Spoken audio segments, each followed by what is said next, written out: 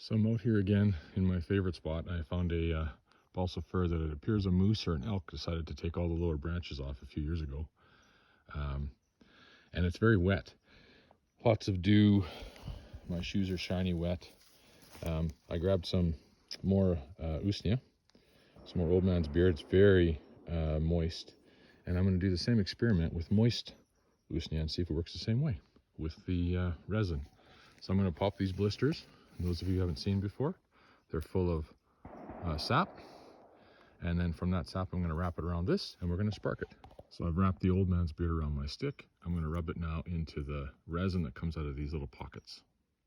Well, I don't have a helper today, so there's my stick with all of the resin on it and the old man's beard, which is quite moist.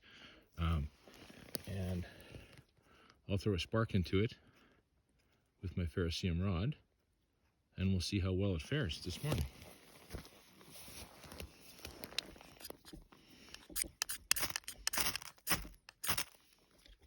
Oh, it's going. Look, not nearly as well. Ouch. So, wet old man's beard, soaked in resin. There's the resin going now. And it's actually burning very, very well.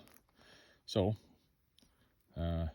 even with what I'll say wet old man's beard, with that resin on there, you have a massive torch.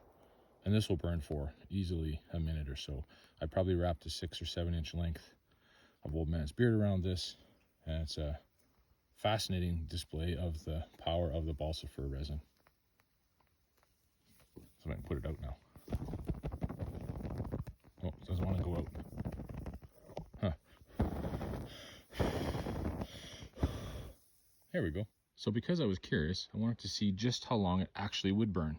So here's another quick stick, about the size of a small crayon, diameter, wrapped with 4 inches or so of old man's beard, soaked in resin. I'm going to light it and time it. Well, here we are, 2.5 minutes in, and it's just starting to fade, and it went out.